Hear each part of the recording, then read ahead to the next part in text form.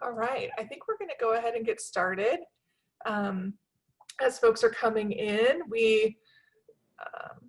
during the introduction, I think that'll be just fine, but wanted to welcome everybody here. Thank you so much for showing up today and to meet the team, hear about opportunities to connect and interact with each other a little bit and talk about priorities here. So thrilled to see you all. Just a quick reminder that we are recording this. One of the nice things about being in an online space is that we do have the opportunity to connect with folks that weren't able to be here. So we're not just holding this in one session, but that folks can access this online. So we have a pretty tight 30 that we're hoping to get through today and to share. So I'm gonna get started and we'll have other people join as we come. So a lot of you have been to the open houses at the Service Learning Academy and with a lot of different activities and ways in which to engage. And I hope that today, despite us being in a virtual environment, you'll have the opportunity to do that as well. As you go today and you have questions, please go ahead and drop them in the chat. We have Sana, who is going to be facilitating that there. So don't hesitate. We don't want to, somebody else has a question, comments, ideas, those kinds of things. The idea is that the first 30 minutes, we're going to be sharing some info, and then the last 30 minutes is opportunities for additional feedback, but along the way, as you have questions, please let us know. We have some awesome GAs, as many as you are aware, that are going to be facilitating from a one-pager on a website. So Claire's going to be sharing that now, and then she's going to be linking to our content on our website. So, but we're also going to be dropping the links into the chat so that if you want to, you can jump onto those links and explore a little bit more on your own. Okay. So we're going to start off a little bit with meeting the team. So I'm going to first of all, introduce myself. I'm Julie Tierberger. I'm the Paul Sather Distinguished Director of the Service Learning Academy. My role is to really work with an amazing team of 22 to help provide opportunities to connect service learning here on campus, to innovate, to work on cross-campus collaborations, communication, strategic visioning, fundraising, etc. And I'll yield to my colleague Allegra. Hi, I'm Allegra Harden. I'm the Campus Compact AmeriCorps Vista here at the Service Learning Academy. In my role, I focus on building capacity for anti-poverty service learning. And after me, I have Angie. Hi, my name is Angie Cuevas, and I am the Service Learning Associate. I work with our P16 initiative, partnering with faculty members, P12 teachers, community partners, as well as working with our graduate assistants, which you'll be introduced to here shortly, to help to support the logistics of projects. And next, I think we have Kirsten. Good morning. I'm Kirsten Case-Fuller. I'm the Community Liaison with the Service Learning Academy. That means that one of the things that I do is I work really closely with the community on understanding their needs, but also work very closely with faculty on the development and implementation of your projects. So glad to see you all here today. Good morning, and thank you for being here. I'm Latrina Hall, and I am the P16 Initiative Coordinator in the Service Learning Academy. So I oversee our projects that include a P12 class, UNO class, and a community organization as a collaborative service learning experience. And so I work very closely with P12 teachers to think about how they can incorporate service learning into their curriculum, connect to their content and to what the students are learning.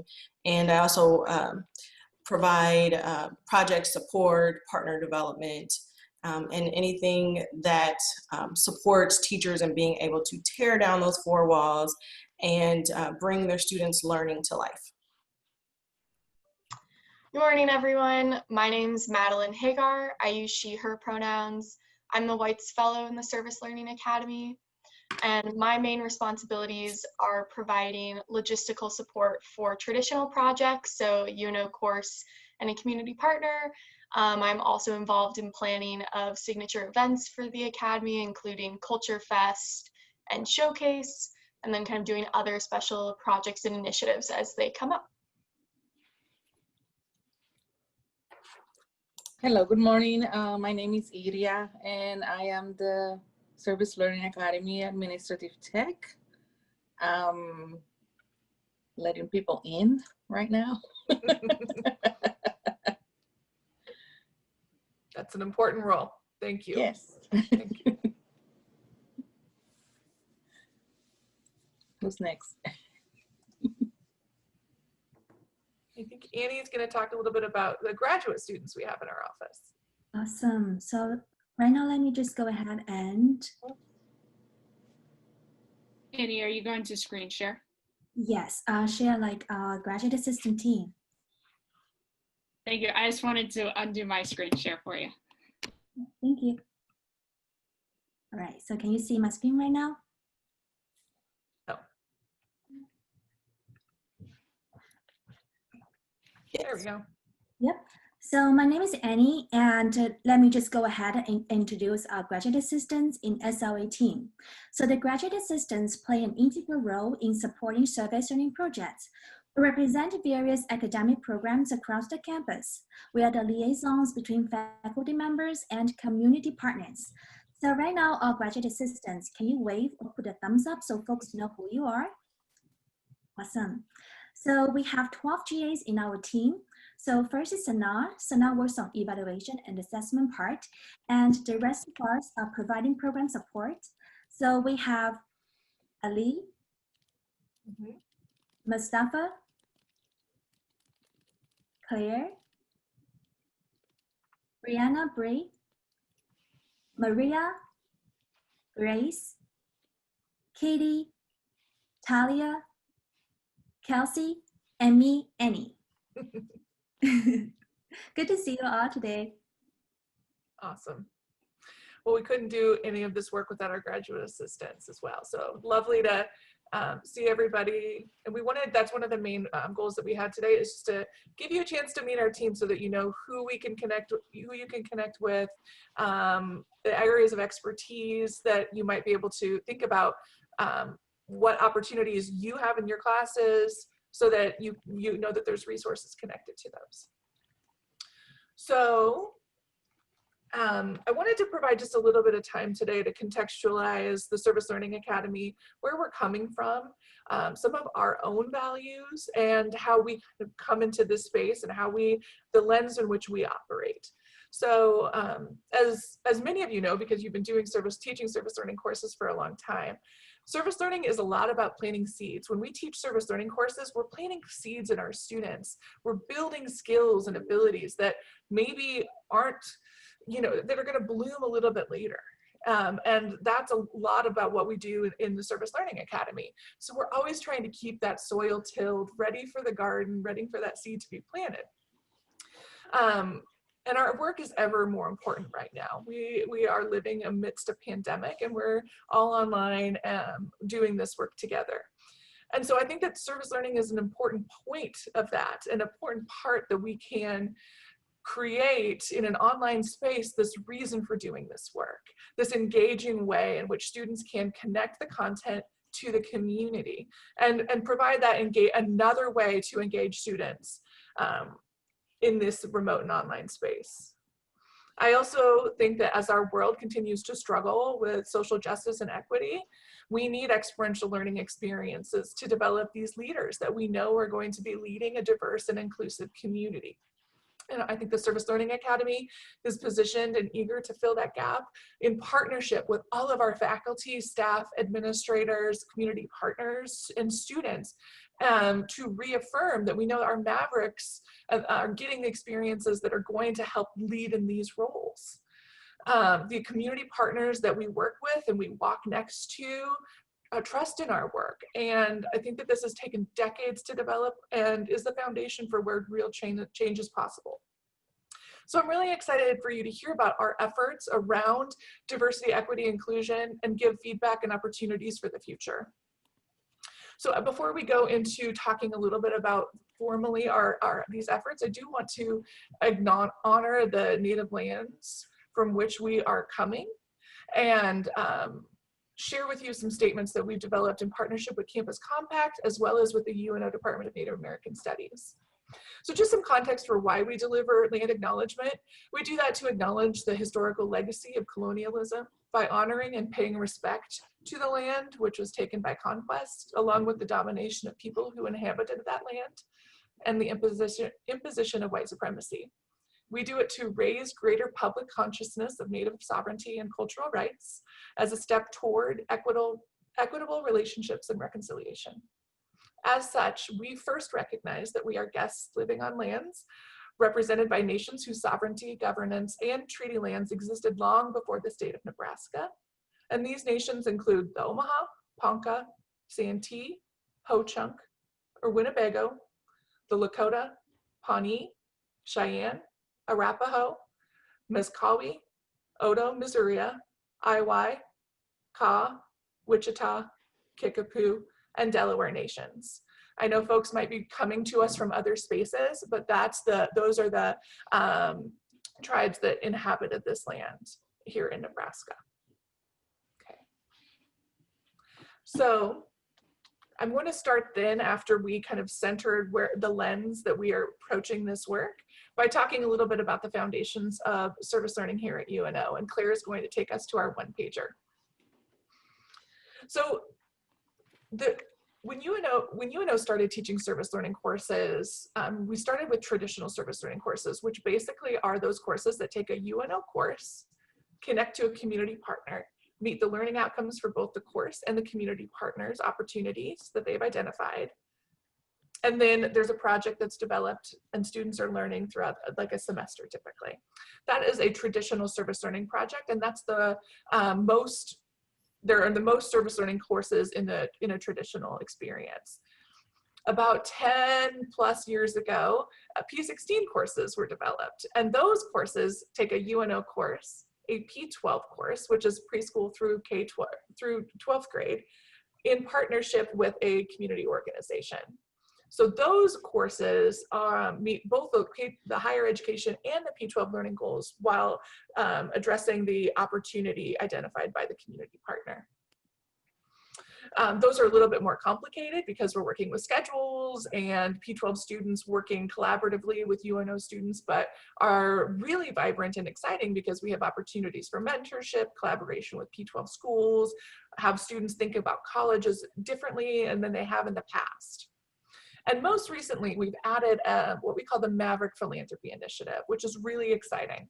The Maverick Philanthropy Initiative takes service learning concepts, so a UNO course in partnership with a community organization, where the students in the course are still meeting a need or an opportunity identified by the community partner, but they're also developing philanthropic giving skills to help students think about how they give of their time, talent, and treasure in the context of the service learning course. So you're going to see some examples of this as we go throughout the session today, but I wanted to give you some sense of these three opportunities for service learning here at UNO. And then I'm going to turn it over to Kirsten, who's going to talk about how we support these type of opportunities and develop them. Thank you. So there's many ways in which the Service Learning Academy provides support to faculty, community partners, and students in this work. And it really looks different for each person. So we want to meet you where you're at with your experience and your interests. And so we just want to share a few of those more formal opportunities that exist so that they're on their radar and you're aware of what support we can provide. But know that you may need something that we don't talk about today, and that's okay. Reach out to us and we're happy to explore that with you because our work is really customized around your work. So first of all, we've got a number of professional development opportunities that we provide. And so some of those are more formal in nature. Many of you have attended our summer seminar. So that's a week-long deep dive into service learning, those best practices and opportunities to connect with the community. But we also have not smaller, but we have opportunities that are more of that bite size. So Service Learning 101s are a great example, but we've also had trainings that dive into particular themes, whether it's around research and scholarship around service learning and community engaged work, to looking at best practices in working with our community partners, international service learning, And so we're always looking for opportunities to provide content that's really important to you. And so sometimes you'll see a new opportunity come out that is in response to what you're asking for. And so we also are providing really more of that one-on-one consultation to you. And so really sitting down with you and looking at what are your needs, where are you at in the process, and how do we help support your work moving forward.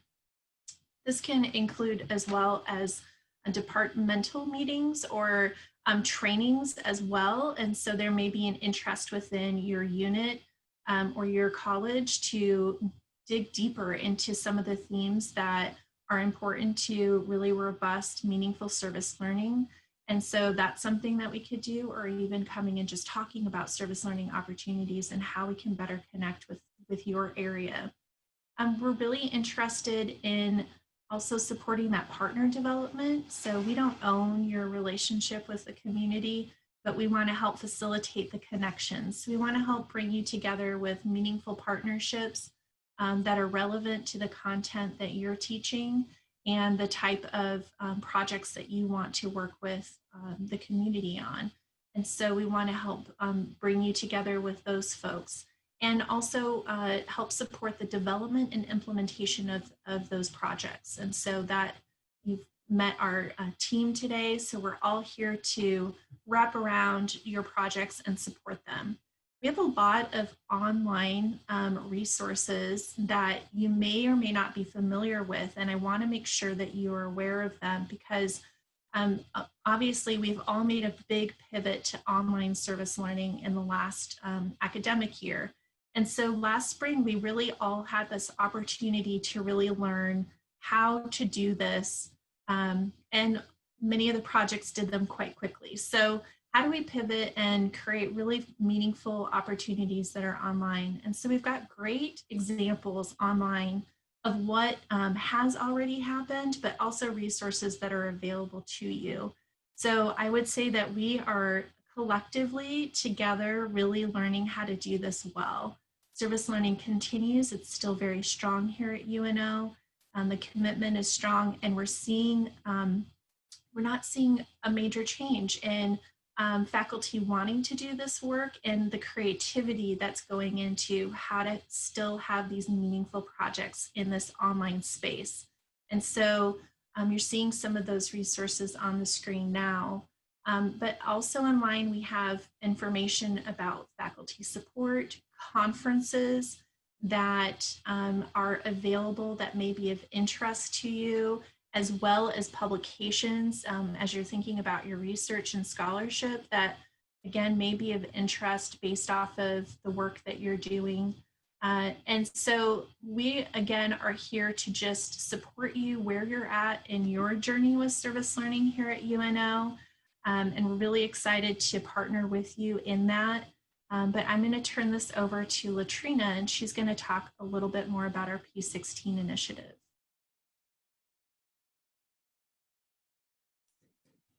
Thanks, Kirsten. So Julie shared about the P16 initiative a little bit, the fact that we started working with P12 classes with service learning about 10 years ago. And it's been a really transformative experience for students to be able to collaborate with their college peers and to learn in a different and more engaging way. So thinking about the purpose of the P16 initiative, it really provided an opportunity to bridge the achievement gap, to provide ways to get students to attend classes more, because we have found over these several years that students are super excited to be able to participate in a service learning class project. And so when they do know that they're having service learning, they come to school more. So it has a great impact on attendance, engaging students in a unique way. Students many times come up to campus in a different time, of course, where they're able to explore the campus, learn more about, the college student life, and really envision themselves being a college student. So it provides a pipeline opportunity, not just to UNO, but for students to really think about going to college for themselves, and thinking about their post-secondary goals, and through service learning experiences, really develop the skills that will shape their skills, their abilities for their post-secondary goals. So that's a little bit about the purpose of the P16 initiative, and P16 service learning projects. And so what we do in that initiative is provide development to partners in terms of brainstorming and just thinking of ways that service learning goals can be incorporated and aligned with those learning objectives for your students. One example where I think is just a great example of how that works well is a psychology class, from a high school psychology class partnering with a UNO psychology class. And both of them are learning about how the mind works and behavior and positive reinforcements. And so they partnered with the Nebraska Humane Society, which had a goal of getting their pets to be a little more adoptable. And so working on their own separate classroom content goals and meeting their own service learning or their own learning objectives, they were able to come together with some ideas about how to use clickers to support these animals in being a little more adoptable by reinforcing them positively. And so they were able to see and apply what they've been learning in their class, but also provide a great service to their to this community partner. So that's just one example of a P16 service learning project, and how P12 students and UNO students can come together to really strengthen their own learning, but also be in service with the community.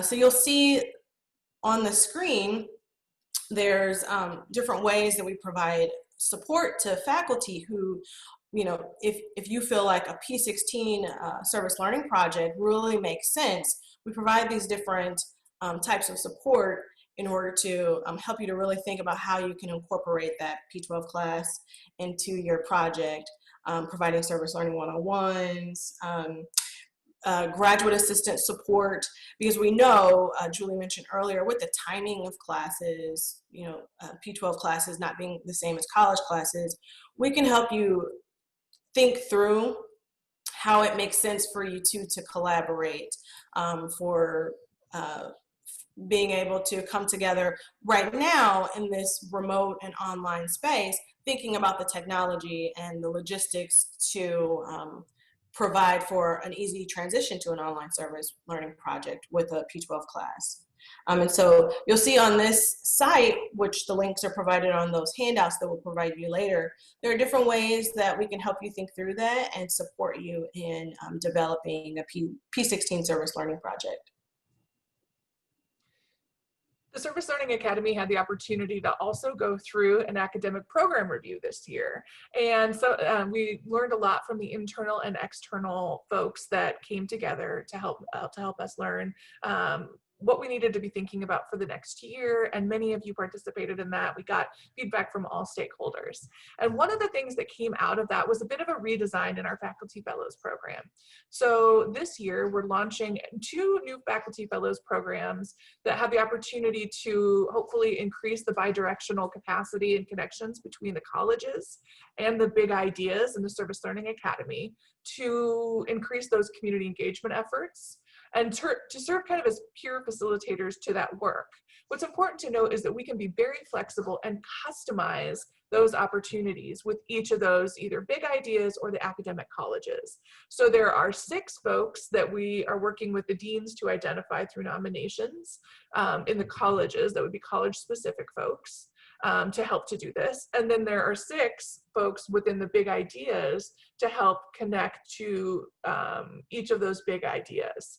So right now we are currently taking nominations. You can see a little bit on the page of more information about this, but we are taking nominations from big ideas leads and from deans about who might be good for these types of roles. So if folks are interested, reach out to your dean and definitely see if that's something that makes sense for you. It is meant to increase capacity for the college and also does provide some stipend with that as well. And we have some special initiatives to highlight for you too.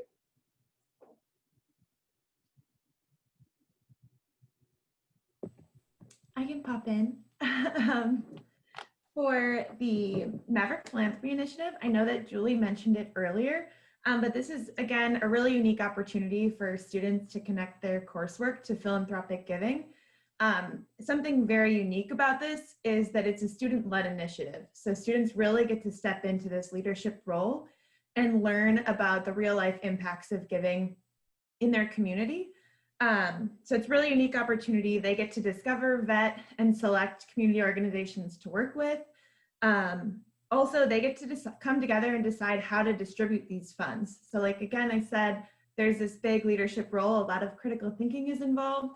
And they get to see how impactful it is, especially with COVID in the spring. We really got to have, students had unique responses to this opportunity because they got to see how much it matters when community organizations are spread thin, right, with their time and resources. So this is something that it's really unique opportunity for students to exercise or see how their time, talent, and treasure really matters in the community. Also, we are looking for new faculty partners. So we're hoping to expand to different UNO courses. Right now we're working with fundamentals of public speaking courses, but there's plenty of room to expand, and we would love to have any one of you contact us. You can reach out to Kirsten and ask any questions, set up a meeting with us, and we're happy to get something rolling. Yeah. Hi, everyone. From the Maverick Philanthropy Initiative, we'll be talking about the VISTA Anti-Poverty Project work here at the Service Learning Academy. I'm the second year Campus Compact AmeriCorps VISTA here. And so during my term, I'm going to be building on the anti-poverty service learning resources created during the first year of the project. One of my main goals is to use those resources that we've built and turn them into training modules and databases so it will be more accessible for faculty, staff, and students to use some of these resources in the future and continue to incorporate them in their classes for anti-poverty service learning. So we're going to check out our website and then browse some of the resources that we have available. And our website is a great resource to just kind of look around and see some of the materials that we have available that focuses on how we can address poverty in Omaha through service learning. So here on our webpage, we have so many resources, as you can see, linked down here below. But I want to bring your attention to one of the resources in particular, which is service learning, education, and poverty. We know that poverty is a very broad topic, so we like to be able to specify with some of the different topics that are related to poverty. One of them is education and its intersection with service learning. So when we look at this handout that we've built here, it gives some very specific information about poverty and education in Omaha. And it also provides some details about what service learning can do to kind of explore some of the ways that we can address poverty in Omaha through combining service learning with different educational resources that are available. So if you are interested in future listening sessions or research sharing or service learning project development related to this work, feel free to contact me via email for more information about anti-poverty service learning, and I invite you to continue to explore our webpage to see what other resources we have available for you. From here, we're going to transition into our redlining initiative. Thanks, Allegra. So another special initiative in our office is redlining. At a really high level, redlining is the discriminatory practice of denying services, typically financial ones like mortgages, to residents in certain areas based on their race or ethnicity. So redlining has had a profound and enduring impact in Omaha communities and is a priority area for our office. So currently for this year, we're focusing on developing more service learning projects and courses that have this intentional redlining focus. And so one of those is a larger multidisciplinary project that would seek to understand digital deserts in Omaha. And so what we know from the pandemic is that it's emphasized these disparities in access to technology and Wi-Fi. And so one of our goals this year is to identify faculty like all of you and community partners who could come together to identify the ways in which kind of technology and redlining are intersecting for Omaha communities, as well as think through potential solutions and then be working with community partners to kind of roll those out. And this would be a multi-term, potentially even multi-year project. And so right now we're just kind of looking for partners and thinking through what that could look like. And that project would be open to any discipline. So if you're interested in redlining and the Digital Deserts project, you can reach out to myself, or if you're even just interested in learning more about how we can use redlining to address the history of redlining in Omaha, you should join us for our redlining share out session on October 15th. We'll be talking more about how redlining can be used, how redlining and service learning can be used to address that historical disinvestment. And there will be more details about the session on our website soon. Claire is currently showing you kind of an article about a previous service learning project that we did that had a focus on redlining. And I think back to Kirsten now for micro. Yes, thank you. So many of you had an opportunity over the last few years to attend a series of microaggressions in service learning training sessions that we had, and where we were exploring how might microaggressions and implicit bias show up in our work, and what are some strategies to address that. And so we're really excited to continue our partnership with the Center for Faculty Excellence in this work. And one of our goals for this year is to further develop this work in creating online modules for students. And this would be an opportunity to have these resources that you could plug into your courses that will really help students explore implicit bias and avoiding microaggressions in their service learning and community engaged work. And we're also looking at creating additional resources that would look at asset-based community development. And so these are things that we talk a lot about, and we will continue to do the trainings for faculty and staff around that. But we want to make sure that students also have access to this information and that they have a deeper understanding of these themes, and so that they can also be a part of really addressing these issues as as they may show up in the work that we're doing within the community. And so look for those resources in the months to come. But also, we're happy to work with you around and how we can address these issues as they may apply to the work that you're doing in the community, or with any special trainings that you may be looking for as well. And I think that I'm turning it back over to Julie now. Yes. So the last initiative we wanted to share briefly is the Community Engaged Scholar Transcript Designation. So at UNO, we have started this about a year ago. The pilot began, and we're still in, or about a semester ago, excuse me, but we're still in a pilot phase right now. We want to acknowledge the students that are doing really outstanding community engaged work, because we know that it sets them apart from being, from students in other institutions.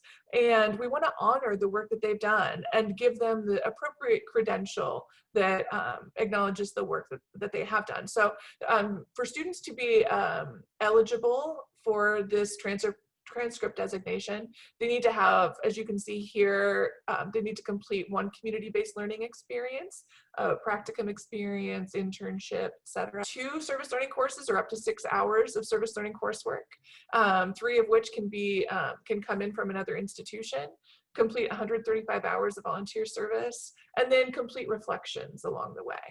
So Annabelle Abase is actually on this call and is the point person for this work. So we're going to drop her email in the chat, but know that this is where you can also reach that information.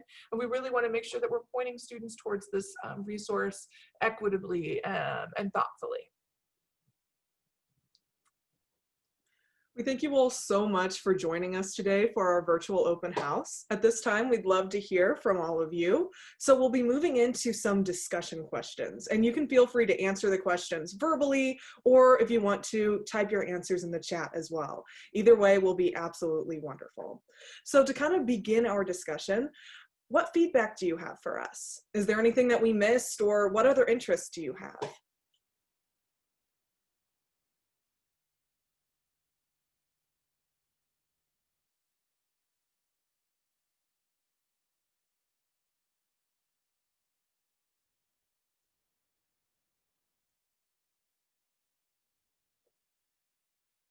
Are we feeling good about the content? Don't have too many questions? We're like, oh, I'm so satisfied with the information that was presented today. It was really helpful, and thank you for all the different things you're doing. It's kind of astonishing how many things you are managing to do. Hi, Ali, how are you?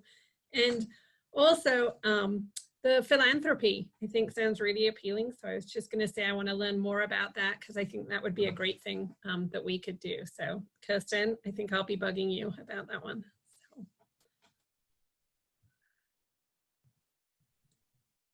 Can I ask too, I know that it got cut off a little bit, but the Engaged Scholar, Julie, you were starting to talk about that, and I know that there's a time thing, but is that, you said it's in a pilot phase. Do you know when it will be kind of implemented or what the kinks are, or can you talk to any of that? I can. We're working on basically just working the kinks out, Lucy, is really what we're doing. So figuring out the processes that we need, for example, identifying community-based learning courses with the registrar. So we need, Sarah, is it the whole year that we're doing the pilot, or is it fall? Can you remind me? Well, I think, really, it's just a matter of kind of getting our operations guide together. We'll take new students now, but we're not actively marketing and probably until the spring. But if you have students who ask you about it, Lucy, send them our way. In fact, Annabelle, is Annabelle still here? Yeah, there she is. Annabelle Annabelle Abasay is, as Julie said, is our contact person on that, and she left some information. So if you have students who are interested, just have them reach out to Annabelle, and we'd be happy to enroll them now. It's just, we're, like Julie said, we're just identifying those CBL courses and making sure we have our policies in line. And when I talk about policies, it's, for example, if a student is transferring in some volunteer hours, we just want to make sure we're clear on what we will or won't accept, things like that. But we can always work it out. And we have, I know I sent quite a few that way. Annabelle, I don't know if you have like a flyer or anything, but honor students are always ripe to do more. So. And we did graduate 2 students with the designation already, Lucy. So that's really cool. Good question. Thank you for that.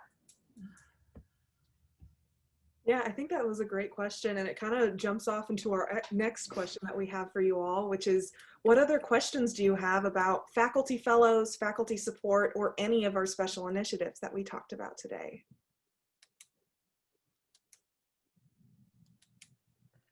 So I'll ask the timing question. Given obviously all the changes that we're going through, what is like the best timeline to start developing service learning, and how might we encourage faculty, to think about what they might do for spring, or, has a timeline changed? Is it harder? Is it more complex? Obviously, maybe if you could speak a little bit to, just sort of a matter of how much time it might take to put together a service learning course, or, things like that, if that's changed. Erin, that's a great question. So I would say it's never too early. So that's a really important thing, and I don't think we can emphasize that enough.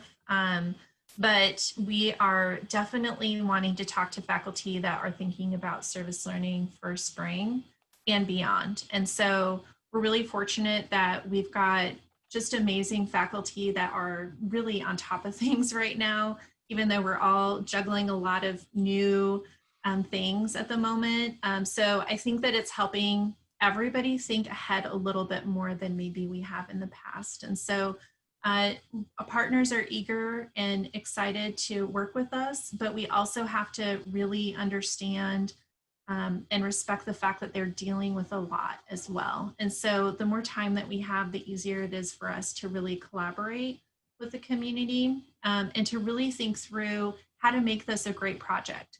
So we have a project right now that's happening with students with Upward Bound.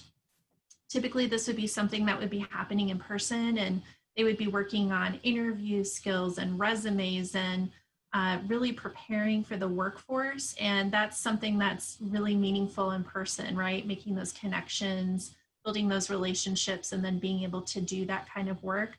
We're doing it remotely, and it's going really great, but it's going really well because we've had the time to really think through how to do this right.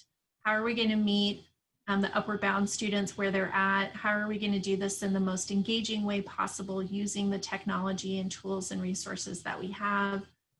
We've also had to really adapt, and because their life is changing rapidly as well. And so, you know, depending on our partners, they may be in a remote setting and then an in-person, and then it may go back to remote. And so time, I think the sooner the better is the short answer.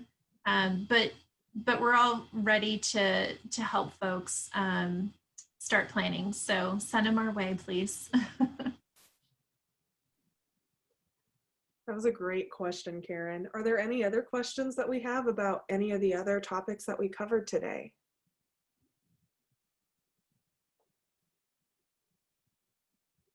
We're feeling content. I like this. This is so wonderful. Is there a deadline for the nominations for faculty fellows? I missed that. I apologize. No, we are trying to be as flexible as we possibly can. So we're hoping though to start getting the ball rolling in October. So that could be at the very end of October, but you know, we know that different colleges or different big ideas might have different timelines, and so we don't want to rush or impede any of the work that's going on there. So again, whenever, Karen, hopefully by in October.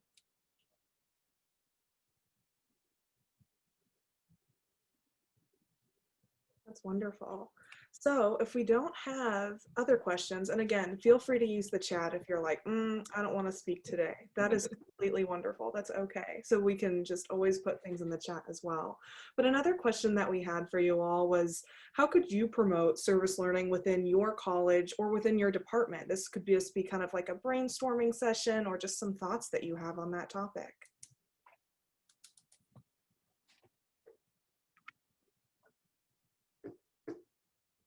I'll also throw our question here in the chat in case we want to use more of our nonverbal communication.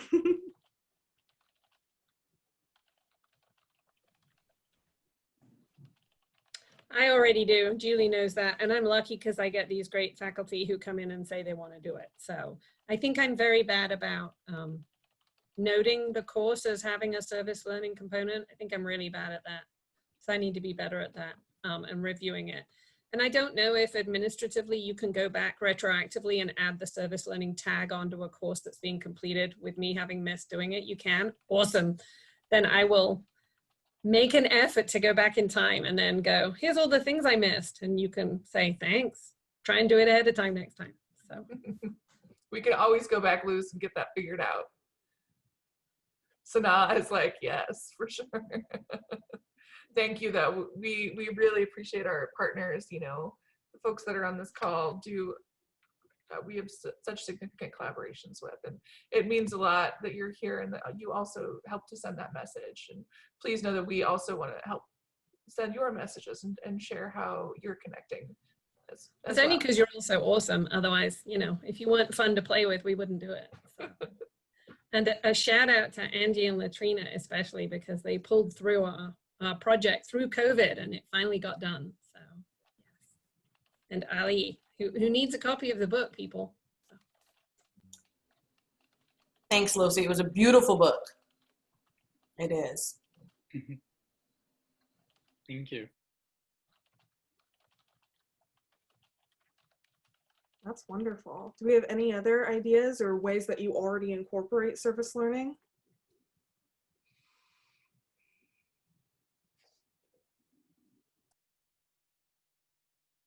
Well, one other question that we had was how could you actually incorporate service learning or promote service learning within your individual classes? So, you know, we can talk about college and department, which is a little bit more big picture, but how could you do it more specifically in the classes that you interact with?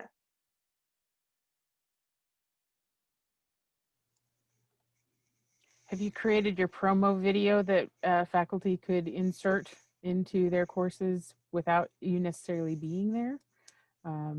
You know, maybe addressing what students might be. I think of the Maverick Minute, and you're welcome to use, you know, different music, of course. But just thinking about some of those plug and play things that faculty might be able to put in their Canvas course site without, you know, obviously it'd be fabulous to have one of you in person, whatever that looks like, in person, synchronous, let's use synchronous now, and to, you know, have you as, you know, sort of a guest speaker. But if there would be a different way to do that with a, you know, a human being presence would be good.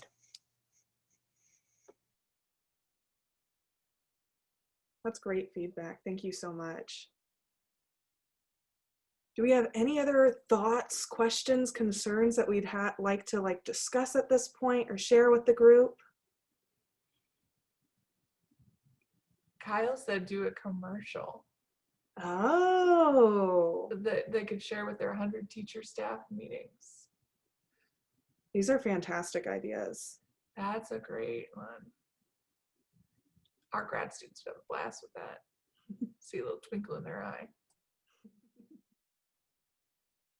Thank you so much, Kyle. That's a wonderful idea. Well, from there, is there anything else anyone on staff would like to say? Nope, we're all content in this world. I love Thanks it. for being here. Your partnership means a lot. We appreciate everyone. And thanks to the team for coming together to make this all happen. You know, we have all the information on how to reach us. So if you don't know how to do that, you know, come to our website. We're all there as well.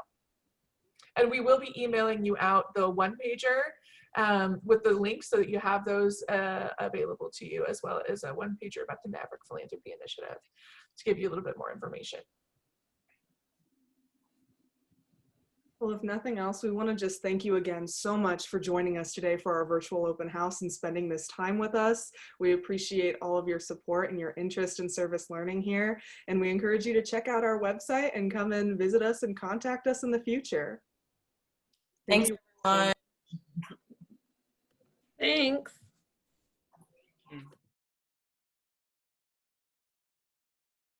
So thank you to all of our partners for joining us. It's great to see all of you, and I hope that you're all well. My name is Kirsten Case-Fuller. I'm the community liaison with the Service Learning Academy. And we're going to actually start with some team introductions so you can get to know the team.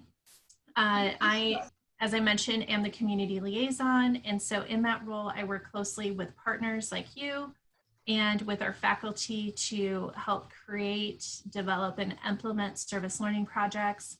And so if we have not had a chance to meet yet, I do hope that we'll get a chance to visit in the near future. But I'm going to turn this over to Allegra to introduce herself. Hi, I'm Allegra Harden. I'm the Campus Compact AmeriCorps Vista here at the Service Learning Academy. In my role, I focus on building capacity for anti-poverty service learning. For me, I'm going to pass it over to Julie. Hi everyone, great to see you. I'm Julie Dierberger. I'm the director of the Service Learning Academy, and my role requires me to work with this amazing team of folks, as well as to provide strategic vision, work on major initiatives, communicate those priorities, and assess and evaluate them, as well as fundraise. I'll turn it over to Angie. Hi, my name is Angie Cuevas, and I'm the Service Learning Associate.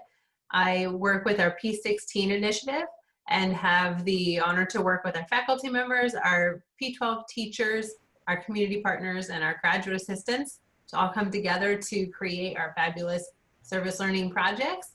Our graduate assistants we introduced here shortly, and they really work to support the logistics. So I feel honored that I'm able to walk along that journey. And I think I will turn that over to Madeline. Hi everyone, my name's Madeline Hagar. I use she, her pronouns, and I am the Whites Fellow in the Service Learning Academy. So some of my main responsibilities are providing program support for traditional service learning projects, so between a UNO class and a community partner. And then I also work on planning some of our signature events like Culture Fest and Showcase, as well as doing kind of other just special projects and initiatives in our office. And I will pass it to Yuria. Hello, everyone. My name is Iria, and I am the Service Learning Academy Administrative Tech. I'm sorry, I lost track who's next. I'm letting people in. I'll go. Thanks, Iria. Hi, everyone, and thanks for being here. I'm Latrina Hall. I am the P16 Initiative Coordinator. So I oversee our initiative that focuses on service learning projects that include P12 classes, along with our UNO classes and community partners. And it's just really exciting to be able to brainstorm with P12 teachers and work with them to think about how they can tear down those four walls in their classrooms and bring their students' learning to life.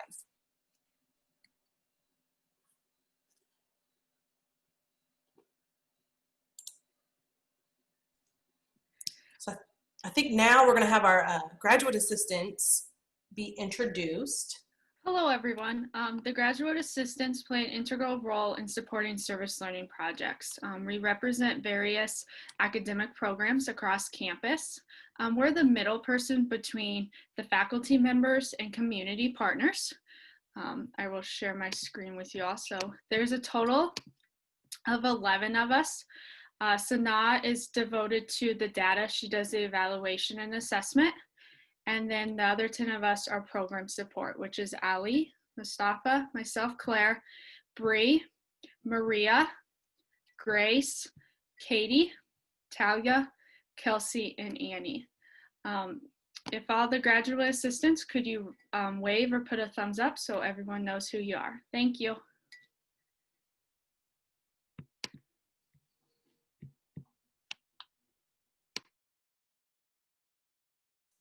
Awesome, thanks, Claire. And just so you all know, Claire will be sharing a handout that we created that includes some links and some really great information about the Service Learning Academy and the support we provide and how you can work with us on different initiatives. Also, one of our graduate assistants, Ali, will be including some of those links in the chat so you can follow along on your own if you like, as well as managing the chat to see if there are any questions that you have throughout the sessions.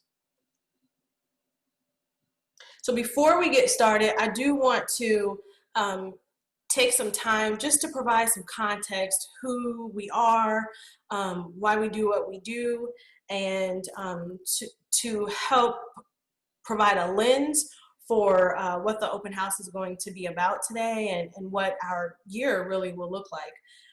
A wise person once said just this morning that service learning is about planting seeds and keeping the soil tilled so learning and community capacity can grow. And I think that's just such a wonderful way to describe service learning and how important it can be with engaging students in their learning so that they can connect to their community, learn more about themselves through that work, but also develop really critical skills that it takes to be successful, not only in their classes, but as they move on to post-secondary goals and decide who they want to be and how engaged they want to be in their community and you know, the future aspirations and goals. And as we can see right now, we are witnessing some, I think, true social change through struggle and social justice, struggles with social justice and equity. And we know that through these service learning projects, just this past spring, this summer, and right now, this fall, we're seeing that students have the opportunities to learn about what is taking place in the real world and apply what they're learning in their class to that context to create real, tangible outcomes and outputs that can benefit the community and benefit their own school communities. And so we know in doing this work, the Service Learning Academy is really trusted by our partners, our community partners, our faculty partners, and our P12 partners that we work with to really be knowledgeable, to have experience, and to pull together best practices that will allow us to curate really meaningful, relevant, and engaging experiences alongside our partners. And we, with what's entrusted in us, we take that very seriously, and we're always mindful that the work that we're doing is so much bigger than where we are on the campus at UNO. It really is impactful throughout our community and beyond, because we're working to, again, plant those seeds with young people and create experiences for them that will develop in them what's necessary to be those impactful leaders that we need them to be. So service learning is important. Experiential learning is so critical. And so through everything that we're doing, that just creates a lens for you to see that through all that we're doing, we keep that in mind. And we're very focused on making sure that we are good stewards of the work that we're doing and the work that you entrust us to do with you and your students and your communities. So hopefully that provides a little context about the Service Learning Academy, especially now in this climate. But we also want to make sure that we provide some context on the importance of honoring lands that we are on and we do this work on, because we are on land that was that is not ours. And so we want to make sure that we provide a statement that was developed through consultation with the Campus Compact and the UNO Native American Studies Department. So we deliver a land acknowledgement to acknowledge the historical legacy of colonialism by honoring and paying respect to the land which was taken by conquest, along with the domination of the people who inhabited the land and the imposition of white supremacy. We do it to raise greater public consciousness of Native sovereignty and cultural rights as a small step toward equitable relationship and reconciliation. As such, we first recognize that we are guests living on lands represented by Native nations, whose sovereignty, governance, and treaty lands existed long before the state of Nebraska. These nations include the Omaha, Ponca, Santee, Ho-Chunk or Winnebago, Lakota, Pawnee, Cheyenne, Arapaho, Meskwaki, Oto-Missouri, Iowa, Ka, Wichita, Kickapoo, and Delaware nations. And we know that we all come from various spaces, but we want to make sure that we provide context in how important it is to just honor the land that we're on today.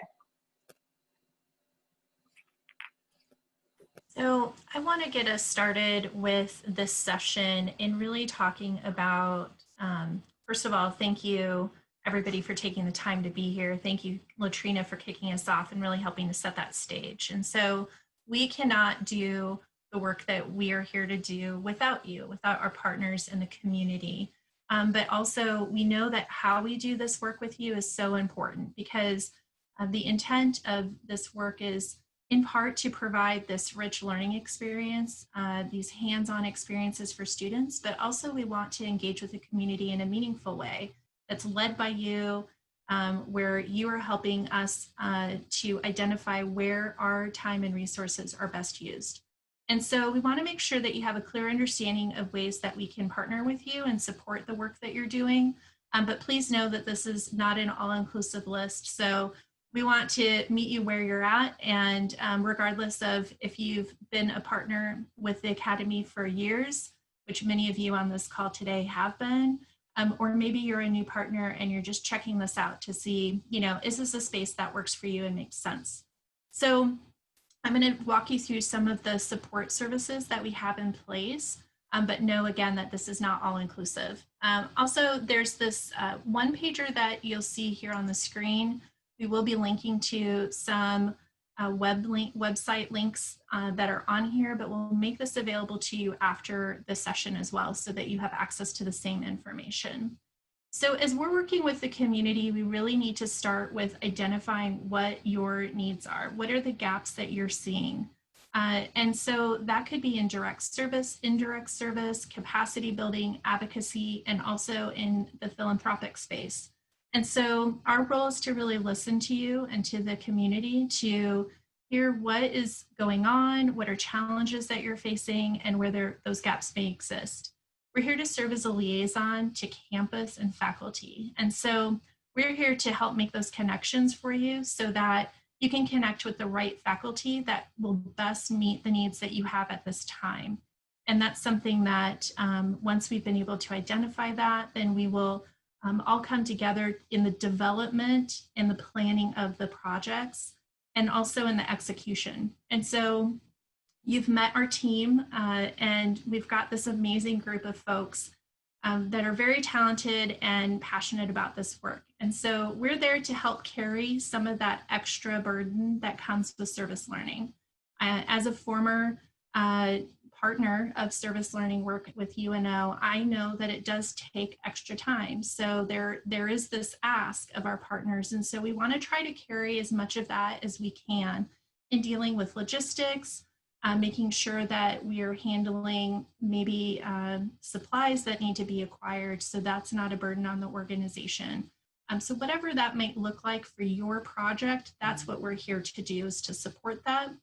And also in just the reflection of what went well and what can come next. We know that projects aren't just a one-off for you. And so it's not just this one thing that happens and then all of your needs are met, or there is nothing else that comes next. So sometimes one project may lead to a new need.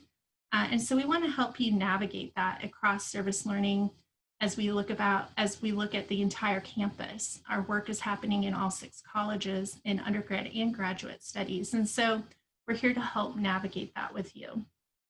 We are, the way that we're connecting with you is through things like this. We host office hours, we have trainings that we're hosting as well. And so again, we just want to meet you where you're at and whenever it is the right time for you. We know that you have many moving parts within your organizations. And so we are just here ready when you are as well. There are many web resources, and I think some of them are being shown now. And so from project examples to how to connect on some of our special initiatives, our website's got a wealth of information. So that's a great place to start, but also know that anybody on our team is available to connect with you at any time as well. Latrina is going to share a little bit more with us about the P16 initiative so that you have a deeper understanding of that priority that we have. Thanks, Kirsten. So about 10 years ago, an opportunity was provided for us to start partnering with P12 classes and bringing in P12 students into that service learning experience, creating the P16 initiative, which I mentioned before includes that P12 class, that UNO class, and a community partner. And so since the inception, it's been an amazing way to work to bridge that achievement gap, to connect P12 students and UNO students in those mentor relationships in which those learning objectives for both students are strengthened through the experience to be in service, as well as to connect to what students are learning in their classes, giving them an opportunity to apply in real world settings those curricular and content goals. We've seen increased attendance through anecdotal information provided by our P12 partners. And we've also seen that students are able to develop their skills in more meaningful and especially when it comes to leadership opportunities for them in the future and their post-secondary goals. And so the P16 initiative is just an amazing way to be able to again, tear down those walls and provide your students with an opportunity to learn outside of the classroom and connect to the community. So my role is to really work with our P12 partners to ensure that they have all of the support and development they need to think through, how do I connect my standards, my all of those curricular obligations, the content, create service learning objectives, so it makes sense to incorporate service learning into your classroom, but also connect to a UNO class to do this work. Kirsten, I know, is going to mention a few examples of what that P16 service learning project looks like, especially in an online setting. But one example that I'll give is, post really working online, a high school psychology class, a UNO psychology class, to support the Nebraska Humane Society in their goal to create a way for their pets to be more adoptable. So the students both came together to apply what they were learning in their classroom, learning about behavior, learning about how the mind works, learning about positive reinforcement, and using clickers to better support those pups in being quieter and following instructions, and again being more adoptable. And this was what that community partner identified would support their growth, and the students were able to do that through their class. So I'm quite sure that bolstered their confidence in just being able to do something outside of a quiz or a test, but actually doing something that supports a community or supports a partner within the community. So we provide support through the P16 initiative, just thinking about what kind of projects you could do with your class, depending on the content or your curricular goals. We provide trainings through the seminar or Service Learning 101s, or coming to your school and presenting to administrators, groups of teachers, presenting at a staff meeting, all the ways that we can help support more folks learning about P16 service learning, and how we can make it make sense for your goals for your school. We're also, working, especially now in this online space, we're thinking about how we can be more accessible. So we are working on some office hours as well for our P12 partners, and that could also include our community partners as well, to come in to kind of brainstorm some ways to connect together, and that information will be forthcoming. And so what you're seeing on the screen is just some links you can check out where you can learn more about how we have been supporting projects to continue on in this online remote space, as well as links to resources, examples of projects that can hopefully help you brainstorm ways that this could work with your class and how that might look. So I'm going to talk a little bit about the reality that we're doing this work in a virtual world now. And so I have a few examples that I want to share with you that I think may help demonstrate how this work continues, and it continues to be meaningful in the experience for students, but also is really addressing needs that have been identified by you as our partners. And so the core of the work doesn't change. We're still here to help you connect with faculty. And so while some faculty that have taught service learning courses in the past may or may not be doing it right now, we have a lot of faculty that are new to this work that are also engaged in service learning. It's a way of making learning more interactive and interesting for students, but for faculty as well. And so I think that we're seeing a lot of excitement about this opportunity. So we can help connect you with those faculty members that are looking for partners. We're hearing from faculty right now who are looking to finalize projects for spring and beyond. And And so we'll also assist with developing, the brainstorming and development of those projects by infusing best practices that we're learning as we go, but also from the field around virtual service learning. And what does that look like? And how do we still make it as engaging as possible for everybody?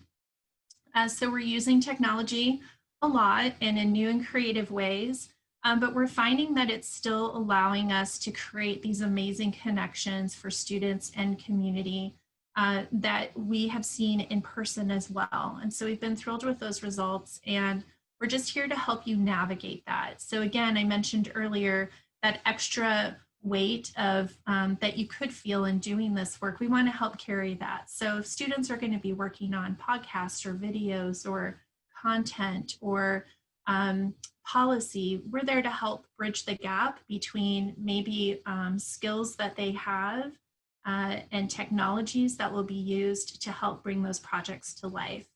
So I want to share a few examples of projects. We all know that we made a hard pivot last spring in all of our spaces as far as how we got our work done, and service learning was no different. So our projects at the time were predominantly in person, and by March that stopped. And so I have two examples from last spring that I want to highlight, and one of them is Dr. Huber's Human Relations class. They were partnered with fifth graders from Crestridge Elementary, and their project was focused on redlining and how to kind of dig deeper into that theme and understand the history of redlining, but also the current day impact of redlining on our community, and then to host a table talk event. And so they worked very closely with Inclusive Communities, and we were able to use technology to bring everybody together across our community for this really important conversation about redlining. And it's a great example of how flexible and resilient our faculty, community partners, and our K-12 students are. And it was a really meaningful dialogue that was able to occur because everybody was still committed to that overall goal and mission of the project. Another really great example is Dr. Klimnick's Government and Politics in the Middle East. They partnered with the Refugee Empowerment Center to help pull together information to help with their advocacy work, and students were able to really better understand the immigrant and refugee experience in our community, to be able to see that through a whole new lens, while also providing content and information to the organization so that they could use that in the future for their advocacy work. This semester, we have students doing work with partners across the community, from using data visualization to help local organizations better use the information that they have to make decisions and impact future policy, to students helping to teach interview and job readiness skills to high school students. And so the work continues. And as I mentioned, we're here to help bridge the gap that may exist because of the remote work that we're doing, and connect you to those faculty. I will say too that it's really important to us that you know that we recognize that these world events and local events that are happening are creating new challenges for all of our partners. And so we understand that there are increased demands on services, that there may be also impacts on funding and staffing. And so we want to partner with you in a way that is going to help you move your mission forward and get the work done that's so important to the community. So we're here to support that and to, where we can, increase your capacity to do that important work. And so again, we're here to support you through that journey when you're ready and when the time is right. So we have a number of really exciting initiatives and priorities that we want to go over with you quickly so that you have a sense of some of the things that we're really prioritizing and focusing on in the year to come. And so I'm going to pass this on to Julie to start us off. Yeah, so I'm going to talk a little bit about our asset-based community development work and our anti-microaggressions and community engagement work. So asset-based community development basically means that we are constantly training our students, faculty, staff, our internal staff, and working with our community partners to approach this work with an asset-based lens. We certainly acknowledge that our communities are the experts in their own experience. They're experts in what is going on in the community, what the opportunities are, and we make no assumption about being a leader in that and understanding that space or taking space away from community. And so we are constantly, that's really part of how we talk about all of this work. We don't use deficit language. We train our students before they go out into a service learning experience about how this works. And we've used this kind of lens to filter through all of our communications and that we do on our websites and things like that. We're certainly not perfect at it, but it's a major priority for how we approach these kind of collaborative efforts. And as such, it takes some time and effort for us to upskill the folks that are on our campuses. And we appreciate you working in partnership with us to be able to do that. We've done some sessions about about how to approach asset-based work and had panels from communities and things, and we anticipate continuing to do that in a really intentional way. Additionally, along those lines, avoiding microaggressions in community engagement work is another strategy that we are employing and have been for the past couple of years in an effort to make sure that we are creating the students that are going out into community that are not microaggressing in community, and similarly that they're not receiving microaggressions from community. And so that's something to really acknowledge, and because we know that these implicit biases, these messages that we're all breathing in every day, that has an impact on how we think and how we approach others. And so what we're really trying to do for the past several years in service learning is to name that work, to name those biases, to help work through it, and to give folks, students, faculty, staff, and partners strategies to address them, so that we can really, really transform our community. But we can only do that when we understand ourselves and we understand our community. We know how to do that in a trusting, thoughtful way. I'm going to turn it over to, I think, Allegra to talk a little bit about Vista work. Hi, everyone. I'm the second year Campus Compact AmeriCorps Vista at the Service Learning Academy. During my service term, I'll be building on the anti-poverty service learning resources created during the first year of the project. So one of my main goals is to use those resources and turn them into training modules and databases, so it will be more accessible for teachers, administrators, and community partners to participate in addressing poverty through service learning. So what we'll do is we're going to browse some of the resources we have available on our website, and we're going to check out the Vista anti-poverty work in our virtual world webpage. So here on our webpage, it includes a number of resources about anti-poverty service learning. We know that poverty can be a very broad subject. So we offer information about specific topics that relate to poverty, such as housing or health or politics. And one specific resource I would like to highlight is the Service Learning, Education, and Poverty handout. So this handout that we'll be showing here pretty shortly is a really wonderful piece of information that has a lot of different data points regarding specifically education and poverty in Omaha. So it explores what service learning can do as well to address some of those areas, and how service learning can work to address some issues of poverty within our community. So I invite you to check out our website and to continue to browse the anti-poverty resources available after the open house today.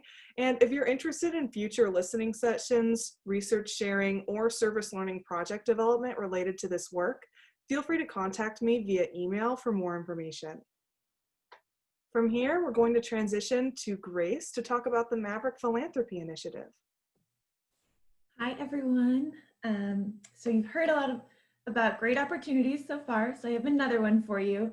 The Maverick Philanthropy Initiative is an opportunity for community partners to engage with UNL faculty and students in an opportunity to educate future leaders, or students, I suppose, as well, they're linked, on community issues, the impact of charitable giving, and to teach them the importance of community stewardship.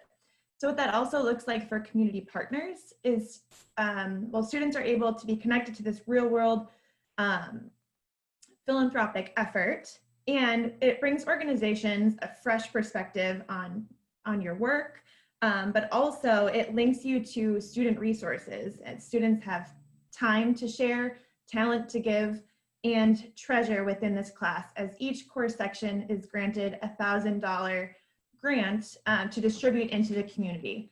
So basically the students will connect their course content to work on advocating for the community organization that they select to work with.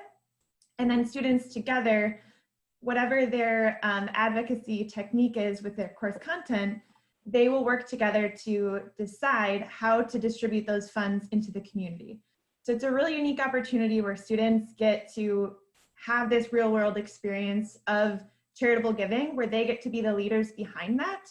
And also, like last spring, it was really unique for students to be a part of this. With COVID, there is definitely a lot of impact on community partners, as I know that a lot of you are experiencing being spread thin with time and resources at this point in time, and it's continuing for us all. So just finding a unique way to leverage this resources in our community as students are looking to engage and become philanthropic leaders in our community. So I encourage you to check out our website. You'll be able to see it here, but you can find it in the handout to explore what this might look like for you. Also, you can submit funding applications or interest forms in the initiative for spring on the website as well. And if you have any questions, you can contact Kirsten or I. And let me pass it on to Madeline. Hi everyone. So kind of our last special initiative that we want to highlight during today's session is our priority area of redlining. And so just really quickly, kind of at a high level, redlining is the discriminatory practice of denying services, typically financial ones like loans, mortgages, to residents in certain areas based on their race or ethnicity. Redlining has had a profound and enduring impact on our communities in Omaha, and it's really an area where our office wants to kind of be more explicit in our work and highlighting and elevating partners and projects that are already going on that are touching on redlining, or to kind of quote the union, working to undesign that red line. And so this year, to kind of continue that work, we're going to be building out kind of more resources on our website, but also seeking to work with partners like all of you on really intentional service learning projects that can seek to kind of address some of these lasting impacts that we're seeing from redlining. So one of those kind of projects that our office is considering right now is mapping digital deserts and thinking about the different coverage gaps that people have been experiencing as a result of the pandemic. We know that accessibility to technology and Wi-Fi and other resources is only being exacerbated by the current circumstances.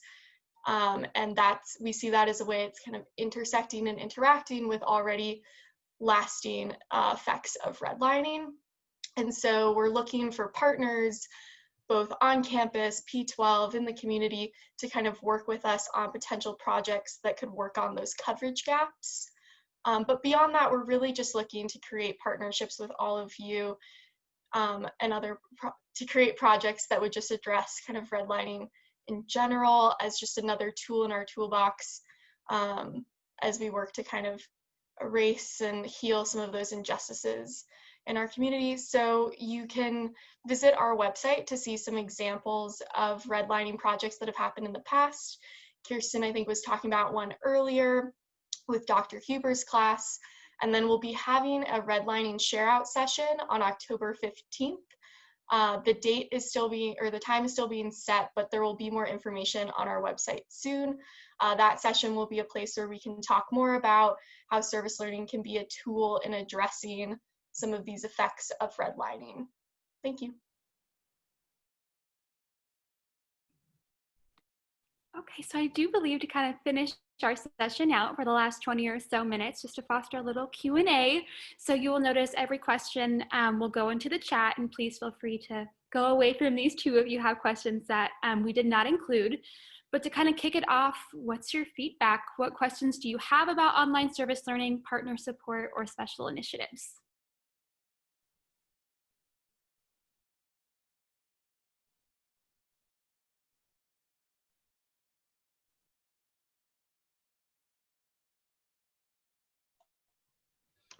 Are the projects that are done, are they usually, what's the length of time in which would be needed to do a service learning project?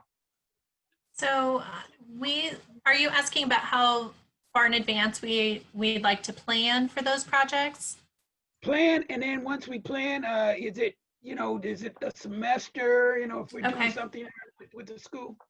Yeah, those are really great questions. So we like to plan as soon as possible. So we are working with faculty on spring projects, spring semester projects, and beyond. We like to tell faculty that we like to work at least a semester or more out, because some projects are just going to require some time to really figure things out. Once the project has been developed, it can look like a lot of different things. And many of you on this call have experienced those different types of projects. Sometimes they are just attached to one unit. They might be a small output on the part of the students. So they might be developing maybe some content, or I'm trying to think of some examples, but oftentimes it could be just attached to one part of the class. Other times it's the entire semester, it's woven throughout, and it's really kind of this bigger, deeper type of work that the students are doing with their community partners. That could look like research with some sort of outcome. I know that there's like policy classes that have done that, and helping to really bring together information for community partners as they're looking at doing some advocacy work around policy. And sometimes they also are multi-semester. And so we have seen projects that have taken up to 3 or more semesters to kind of come together from start to finish. And one of those was an exhibit that was developed for the Durham that was highlighting extraordinary women in Omaha. Other projects, though, are repeats, and so they happen every year. And and so Latrina could maybe talk a little bit more about some of those examples that are, we see them happen again and again because the project doesn't change. It may be the students that are changing. And I'm thinking of the partnership with like Blackburn and the culinary students, if you don't mind talking about that, or others. Sure, yeah, definitely. With our the partnership with Blackburn and Adams Community Center, and with the culinary class at Blackburn, it's absolutely a great example of the sustained relationship that's really provided an opportunity for deeper relationships between Adams Community Center and Blackburn. They may have different seniors, but they also have seniors that really come back each year. And so it creates great opportunities for the Blackburn students to understand intergenerational relationships and really value those. And they have new students coming in each semester. So it's a great way to sustain the project. We have more students really develop that skill. There's another project that we do with Blackburn and on the tip of my tongue, with Dr. Mitzi Ritzman. Can't think of the class. Kelsey, if you could throw it out. Childhood language disorders. I was typing it in the chat. Thank you. And so that's one of the examples, Kirsten, I think you were thinking of, where the theme of the project, Get the Word Out. It's about supporting those P-12 students in language acquisition. And so we've had partnerships with Joslyn Art Museum and different partnerships through that project and the context of what they're working on each semester might change. So the sustainability and the partnership is definitely very strong, but the theme and the context might change over years. And that's a great way to continue a partnership, but also change as needs and climate, community climate changes as well. I noticed in the chat that Laura had a great question about microaggression training with partners. And so in the past, we have hosted training sessions with our community partners to understand how microaggressions might show up in service learning, community engaged work, and then what are some strategies that we have to address that. And to your question, it sounds like, what if we're going to be doing a service learning project with students and maybe our staff needs to be prepared in thinking about those themes. And absolutely, we would love to work with community partners on that. And, we also are looking at how our faculty incorporating readings and different, conversations in the classroom in addition to these types of trainings. So it's one thing for us all to be armed with some of this information, but how are we helping students process through these themes as well? So short answer is yes, we'd love to work with you on that and look at ways that we could continue this conversation with our partners in general as well.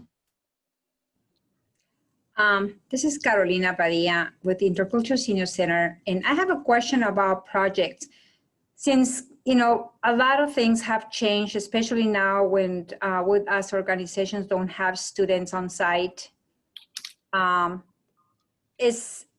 the projects can be more than one as we work in the past, or it has to be just a one project per session, per semester, or how is that? I know it's difficult with students, but we have learned in the last months that most of the students we've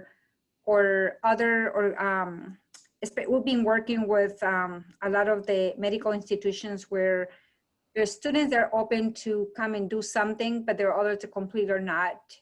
And in our site, our site. So we understand that it's less likely that we'll have students on site for the next few months. So those projects continue to be a one opportunity per organization, or is we submit a request to different projects and we'll see how we can partner, or can you give me a little more about that? Those are really good questions. I would say that it's really based on your capacity, because we could have a number of faculty and courses that would be a great match for your organization, for your mission, for the opportunities that you have. But at the end of the day, we know that it does require some time from your team. And so our big question back would be, what's your capacity as an organization to work with multiple projects? And I know that that will in part depend on how complicated or how intense a project may be. And while we try to, I keep on saying, we want to carry that weight for you. We want to help carry that and take away as many barriers as possible. We know that it still takes time. It's impossible to say that there'll be no impact on you. So I think that it's really more about what's your capacity as an organization to work with more than one project during a particular semester. It does change things a little bit because we're not talking about several groups of students coming onto site at the same time. And so it does open up some opportunities that maybe we haven't seen in the past to work with an organization on more than one project, where in the past maybe we were physically present, and then that would get complicated logistically. So does that help answer your question, Carolina? Yes, thank you for that clarification. Appreciate it. Thanks. Thank you, Carolina, for that question. It's so good to see you. I have just one thing to add. Institutionally at UNO, right now we maintain that we do have courses online primarily and remote, and some in person. But really the guidelines for UNO are that the students maintain a 6-foot distance and masks at all times. And so those are really, and then no groups larger than 10 gathering in a space that is, I think, I believe a third capacity. So those are the things that as we're working, we do have, I think 1 or 2 in-person experiences right now that we're doing, but those are the parameters for in-person. But we have a whole lot of opportunities to connect online, just underlining what Kirsten mentioned, depending on your capacity. Thank you. Appreciate that too. Morning, everyone. So sorry. Go right ahead. Yeah, I apologize for being late. Came in about 15 minutes later. I have a question. Maybe you've already answered it, but I'm on because I want to hear what was going on in service learning, because we have participated with you before, and I think it's always been a welcome opportunity. The question I have is, has this information been shared with teachers yet? And if so, do I have staff that are grasping into this opportunity, or do I need to have you do a presentation to staff? Help me out, please, a little bit, because service learning is going to become a bigger initiative with the Omaha Public Schools and our new high school programming. So I just need a little help there, if you could do that for me. Thanks for being here, Mr. Lee. We've definitely been sharing this information with teachers all over the district, and for sure teachers at Northwest. And I try to make sure that I keep our principals informed and engaged as well. However, that is something, coming to your staff meeting and sharing this information, our team would be happy to do that. Each semester or each year, we're happy to come back and share the information. There might be folks who may have heard of it, but just don't know what that looks like, or have heard from other teachers, or maybe they've kind of dibbled and dabbled in service learning, and we'd be happy to kind of brainstorm with them ways that they can connect it in a different way and incorporate a UNO class as a partner in that work as well. So that'd be great. What I'd like to do, though, is if we could look at October 12th at our next staff meeting as an opportunity that we could have you come out, or actually it'd be virtually, obviously, present to our staff, because I just don't think that they have focused on it yet. And I understand, because they're stressed with all the other stuff going on. But I do need them to at least be aware of these opportunities and invest in it if it is something that's something we can do. So I would appreciate if we could hook up about that and see how we might do that. Consider me there, Mr. Lee. Okay, thank you. Ms. Latrina, along that same line, are the local schools made aware of the organizations that are available out there to possibly assist in service learning projects with them? Yes, absolutely. One of the things that I appreciate about how our office operates is we're very relational. So we don't provide like a list of all of our partners.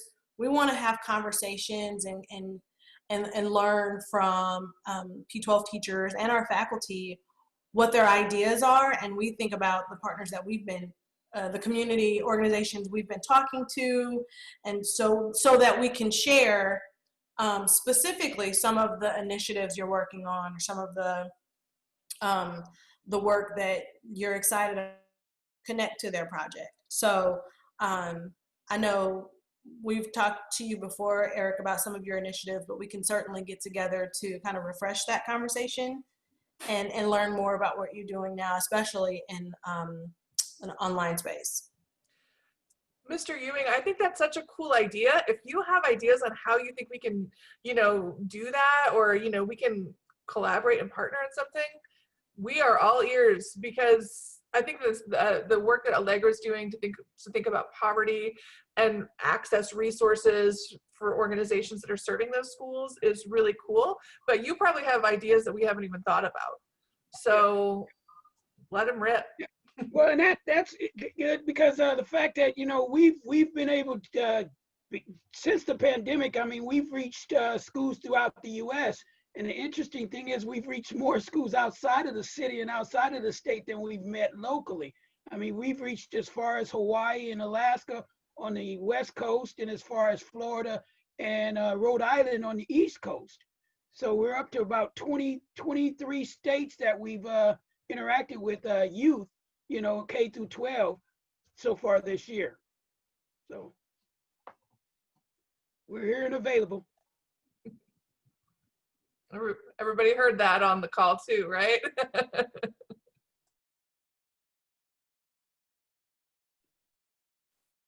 As an additional question, how could you promote service learning within your schools or districts?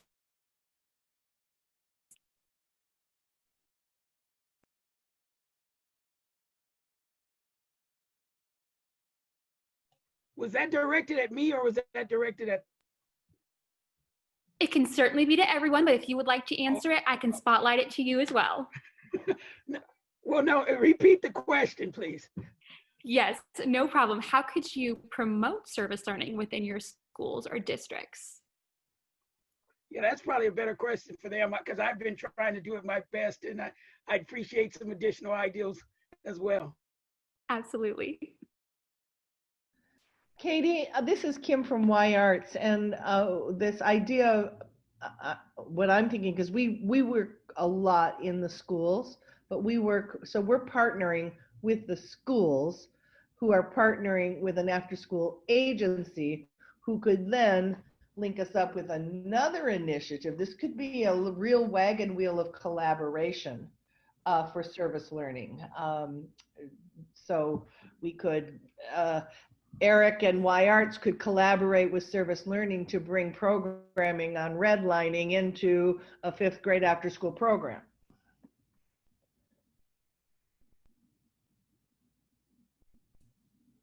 It's a great idea. Yeah, that's an awesome idea. Yeah, we're also trying to create a thing called Black Men Read Black History to students, you know, and so we're working on that to try to have something like that set for next year.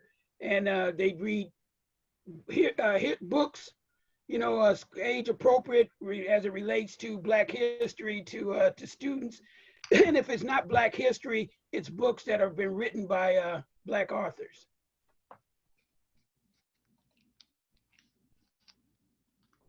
I think for Northwest, service learning is important anyway, and we're going to make it a bigger importance with our new program for 21-22.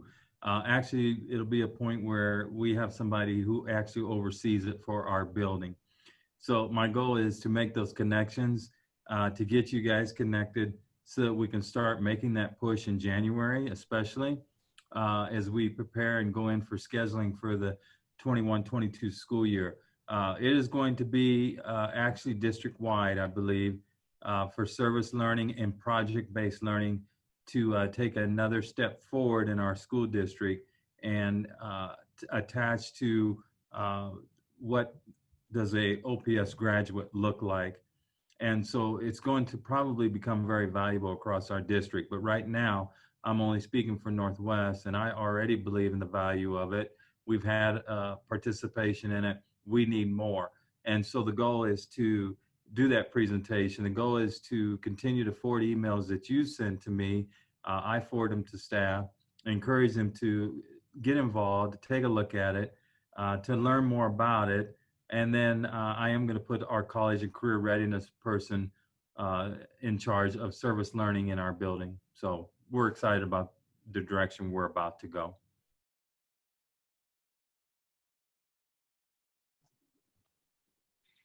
So in our final few minutes together, is there anything that we've missed? Is there any other programming we should be doing? Totally open question.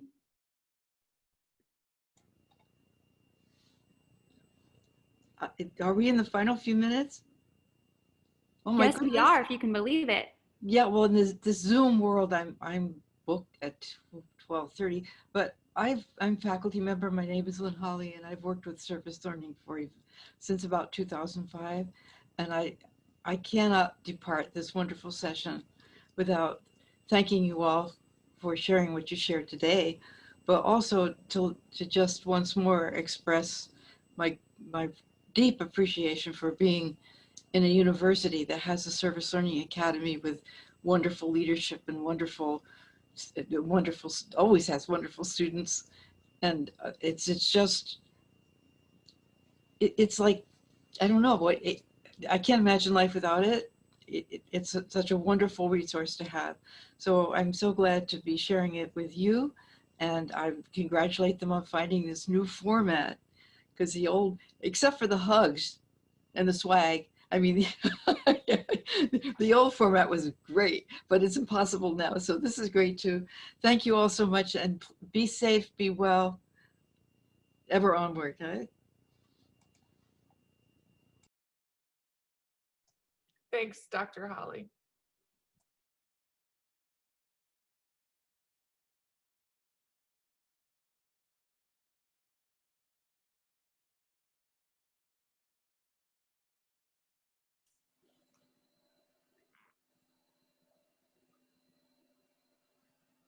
While we're waiting for other questions, I just want to say this is an amazing turnout. We're so thankful that you all took some time out to be with us today. We really appreciate you coming to our open house. We know usually at our open house we have a little bite to eat. So next time we'll make sure to have some food for y'all.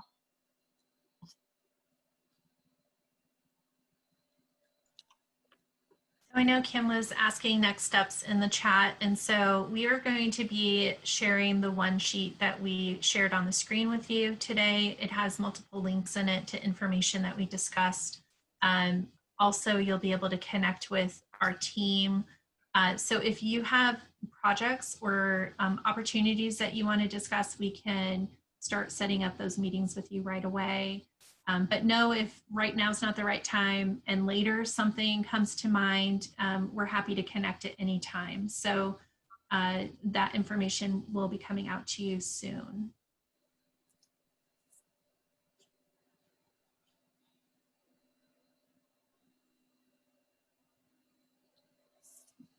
Well, it looks like we're kind of coming to the end of our hour. We so appreciate your time. It is always such a pleasure to be in space with our community partners and our P12 partners and faculty.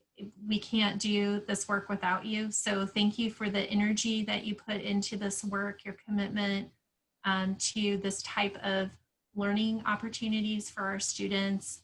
And we're really looking forward to continuing our work with you in the future. And again, we're here anytime that you want to connect, and we're really looking forward to doing that with you soon. Thanks, everyone. Have a great rest of your day, everybody. Thank you. Thank you.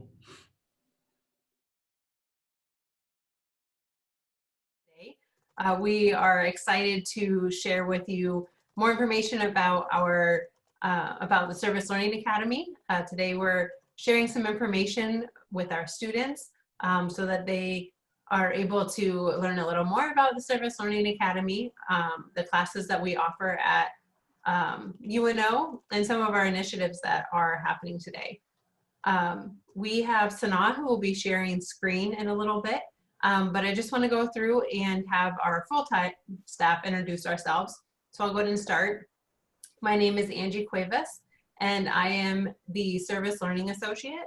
I work with the P16 initiative, and I'm really lucky to be able to work with our faculty members, our P12 teachers in our Omaha area, metro area, along with our community partners and our graduate assistants to come all together to create service learning projects to be able to implement throughout our semesters. I'm going to go ahead and turn it over to Allegra to let her introduce herself. Hi, everyone. I'm Allegra Harden. I'm the Campus Compact AmeriCorps Vista here at the Service Learning Academy. In my role, I focus on building capacity for anti-poverty service learning. And from me, I'm going to pass it over to Julie. Good afternoon, I'm Julie Dierberger. I'm the director of the Service Learning Academy. My job is to really be thoughtful about our strategic vision, making sure that we have the appropriate funds to make things happen, communicate, evaluate, and collaborate across the campus and the community. I turn it over to Kirsten. Hello, I'm Kirsten Case Fuller, and I'm the community liaison with the Service Learning Academy. So I work really closely with the community to understand what the needs are and how service learning might be able to help fill that gap in partnership, and then also work closely with faculty on developing and implementing service learning projects. And I would like to pass this on to Madeline. Hi everyone, my name's Madeline Hagar. I'm the Whites Fellow in the Service Learning Academy. So I work on program support for traditional service learning projects. I also plan events for our team, such as Showcase and Culture Fest, and then kind of work on other initiatives and projects as they come up. And I'm going to pass it to Latrina. Hi all, I'm Latrina Hall. Thanks for being here. I'm the P16 Initiative Coordinator in the Service Learning Academy. So I work very closely with P12 teachers to collaborate with UNO faculty in their classes and community organizations to do service learning.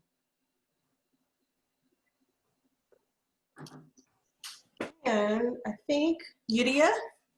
Yeah, hello everyone. My name is Iria and I am the Service Learning Academy Administrative Tech.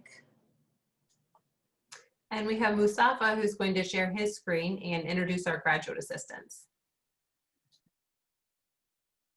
Hi everyone, my name is Mustafa. I have the pleasure to introduce the graduate assistants today to you all.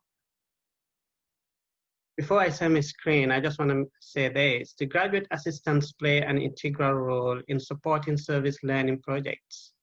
We represent various academic programs across the campus. All graduate assistants, can you wave or put a thumbs up so folks know who you are? As I call your name, while I share my screen, folks will get to see you or your image. Let's see here.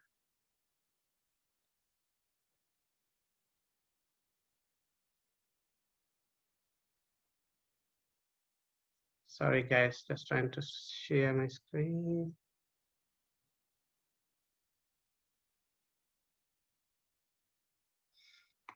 Okay. Sana Ahmed, graduate assistant, Service Learning Academy, Evaluation and Assessment, MA PhD in Industrial and Organizational Psychology. Ali Al-Ghaiti, graduate assistant, Service Learning Academy, Program Support, Masters in Data Science.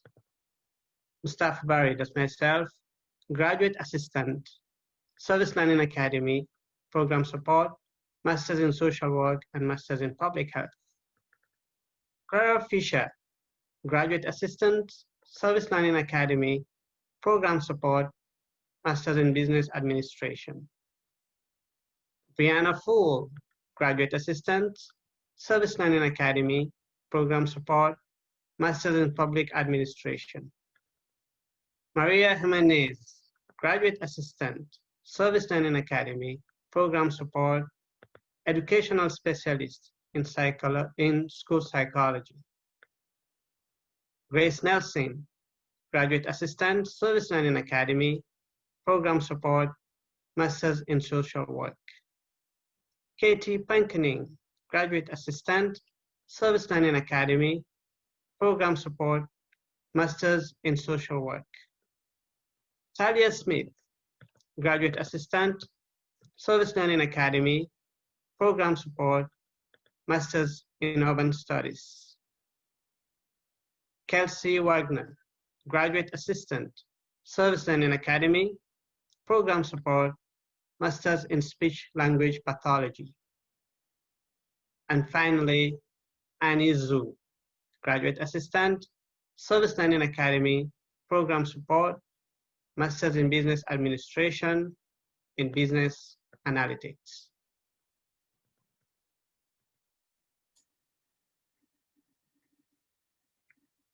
Thanks, Mustafa, for introducing our graduate assistants. I'm going to turn that over to Julie. Yeah, Yeah, so I think it's important as we're sharing out what we do in the Service Learning Academy, what our priorities are. It's important to kind of get a sense of the lens that we bring from the Service Learning Academy. So I wanted to share a little bit about why we think that this work is important, and then also give you a framework for understanding the priorities that we'll be offering students as they come forward, faculty and staff and administrators. So just keep an eye on that. But as you're thinking about service learning, we're always talking about service learning as a way to kind of plant a seed. New experiences give students, community, everyone an opportunity to think about something different. And service learning is one of the ways that we do that. And it's really important for us to keep the ground around those seeds, that garden, tilled and fertile and full of the things that we know are important that help to make us healthy in that space. That goes along with trust, appropriate community engagement, etc. And so we're addressing those things in our priorities this year. Additionally, as we all know, we are working within a remote framework, and that's increasingly important. Service learning is one of the ways that makes remote and online learning really vibrant and come to life. So this is an excellent tool for our faculty and to use so that they can keep students engaged. And students also will want to look for these kinds of opportunities to make sure that they feel engaged in this space where we're kind of alienated at some points. Also, as the world continues to struggle with social justice and equity, we need these experiential learning experiences in order to develop the leaders that we know we need in a diverse and inclusive community. And we know that our Service Learning Academy is positioned thoughtfully to fill that gap, partner with faculty, partner with students, and partner with organizations to create really valuable experiences that are justice focused and make real change. And it's only in that collaboration that we can do that. So we take very seriously how we approach our work with diversity, equity, and inclusion in mind. So as such, I have a statement here and some language around honoring our native lands. This was developed in collaboration with an organization called Campus Compact and with UNO Native American Studies. We deliver a land acknowledgement to acknowledge the historical legacy of colonialism by honoring and paying respect to the land, which has been taken by conquest, along with the domination of people who inhabited the land and the imposition of white supremacy. We do it to raise greater public consciousness of Native sovereignty and cultural rights as a small step toward equitable relationship and reconciliation. So as such, we first recognize that we are guests living on lands represented by Native nations whose sovereignty, governance, and treaty lands existed long before the state of Nebraska. And these nations specifically include Omaha, Ponca, Santee, Ho-Chunk or Winnebago, Lakota, Pawnee, Cheyenne, Arapaho, Mezcawi, Oto, Missouri, Iowa, Ka, Wichita, Kickapoo, and Delaware nations. Thanks, Julie, for sharing that land acknowledgement and really identifying where we are at with the Service Learning Academy. So we're going to jump into the types of service learning that we offer here at UNO. And Sanat is sharing just a little bit of information here on our one-pager. We'll be sharing this one-pager with you via email, so you can have access to this as well. So we have 3 types of service learning classes at UNO. All projects encourage a heightened sense of community, civic engagement, and personal responsibility for students while building capacity and contributing to real community impact. So as you see here, we have the P16 initiative, traditional classes, and our Maverick Philanthropy Initiative. With the P16 service learning courses, we have an opportunity where our UNO courses are paired with a preschool through 12th grade course and a community partner. That community partner could be a nonprofit organization, a business, or a governmental agency. Those 3 will work together to work on the community identified project. And these courses often include an interdisciplinary collaboration where partners from different disciplines are able to combine to meet those project goals. And we'll share a little bit more information about the P16 initiative through a video of a project that has happened typically in the spring and fall in a chemistry class at UNO. We also have traditional classes, which is our longest standing service learning class offered at UNO. And it includes a UNO class that is partnered with a community partner. So again, that nonprofit, business, or governmental organization to serve the needs and opportunities expressed by the community partner who are co-teachers in this process. And then we have a newer initiative called the Maverick Philanthropy Initiative. And it allows students to participate firsthand in building community capacity through advocacy. It's designed to encourage an interest in philanthropy while educating students in the real life impacts of giving. Maria is going to share with us about the project that I mentioned with the P16 initiative. She's going to share a little video with you about the wildlife safari. Yeah, hello everyone. So now that we've heard what makes up the different types of projects that the Service Learning Academy offers, we're going to look at a project example video. And like Angie said, this is a P16 project that's titled Wildlife Safari.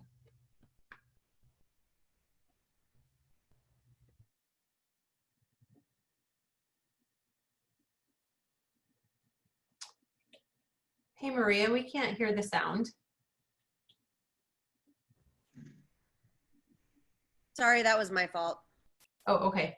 There we go. Let's do a quick 101 on the Service Learning Academy's project, Wildlife Safari. The ingredients to a successful wildlife safari project are as follows. As you can see, it takes a mix of a Northwest and a UNO chem instructor, one wildlife safari outdoor education program manager, students, and of course, one Service Learning Academy graduate assistant. The aim of the project is to deepen students' understanding of the interconnection of water chemistry and the overall health of the environment. For the project, both student groups travel to Ashland, Nebraska to view Wildlife Safari Park. Students proceed to collect water from Frog Lake, Wolf Creek, and Pawnee Creek. Following collection, students record various variables of the water's quality. Following their wildlife safari visits, students visit UNO to utilize the chemistry department's water testing equipment. Students turn their data into amazing final presentation posters. Students then present their posters to an audience at Henry Dorley Zoo. The Wildlife Safari project is a great example of a P16 project and a rewarding opportunity for students and instructors alike to exit their classroom and truly put their knowledge to the test. Let's do a quick 101 on the Service Learning Academy's project. Thank you, that was great. So I feel like that's a great video and just a great project to be a part of. So now that we've gone over what each of the different type of projects include, what the project looks like, I'm going to show you how to search for classes that include a service learning component. So I'm going to start sharing my screen here.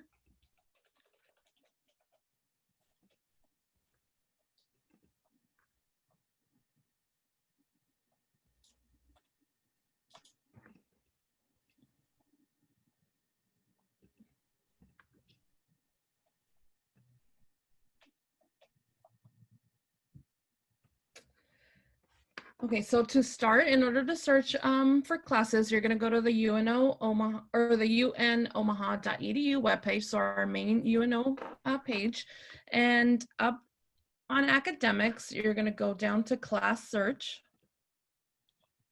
And if you scroll, you'll be able to see that you can search for classes and the different terms that are offered. You can individualize this a little bit more if you want to look at a certain subject. But the easiest way to look through all of the service learning classes that are offered are if you go down to program and select service learning. Then you just hit submit. So this goes through and gives you a list of all the classes that are available for the spring 2021, since that is the term that we selected. And all of these include a service learning component. And you'll be able to see that again during course attribute, and it'll tell you that it includes a service learning component. So I highly encourage students to look through your coursework and look through any classes that may be available to you that include that service learning component. So it's a great experience to look for. So I'm gonna stop sharing that there. If there's any questions on class search or anything, feel free to add that in the chat box. I also want to talk a little bit about my experience with service learning. So I initially started as a healthcare administration major. Currently in my third year of graduate school already in school psychology. And then in just under 2 years, I'm going to be a nationally certified school psychologist already, but I wouldn't be here now if it wasn't for service learning.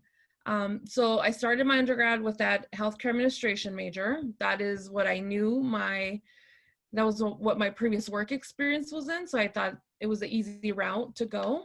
Although I was always fascinated by the study of psychology, I never really looked into what area I wanted to pursue. So because of that general psychology interest, I decided to take a psychology in the schools course in undergrad, which was an elective class, but it included a service learning component. At that time, I didn't really know what service learning actually meant. I just knew that I would get some real life experience. So during that experience, I was able to work individually with a student that needed a reading intervention. And during this whole process, I got to know the student. I screened for that reading level that we were looking for. And then I created an individualized reading intervention that I implemented weekly. It was then at that moment that I realized that school psychology was my passion and it was my calling, and I really enjoyed every minute that I spent at that site working with those kiddos. So I immediately, after like the first week, went in and talked to my advisor and changed my major. I haven't looked back since. I just want to tell you that service learning does have the potential to impact you the way it did for me. And there's so many other benefits as well. So for me, they were building those new relationships with people in the community, changing my perspective from helping to serving, and also just gaining new professional experiences. So this past spring, I was lucky enough to present one of my service learning projects for a different class in Baltimore at our professional association conference. So those are just so many of the reasons that I highly recommend you try at least one service learning class. So I'm not sure how many students we have in the audience today, but if we do have any audience, I would love to know who has taken a service learning class before. If you want to just type yes in the chat, please, and then we can kind of see kind of who's been involved. Thanks for sharing your story, Maria. I love hearing every time how service learning has really impacted you and your experience and your decision to change your major. We also have another testimony from Kelsey about how service learning has impacted her career here at UNO. Yes, so hi everyone, my name is Kelsey Wagner, and like Mustafa said, I am studying speech language pathology here, and I did my undergrad here, and during my freshman orientation, I remember being told, Omaha will be your classroom, and I really didn't know the impact that would leave on me during my experience as undergrad and moving into grad school.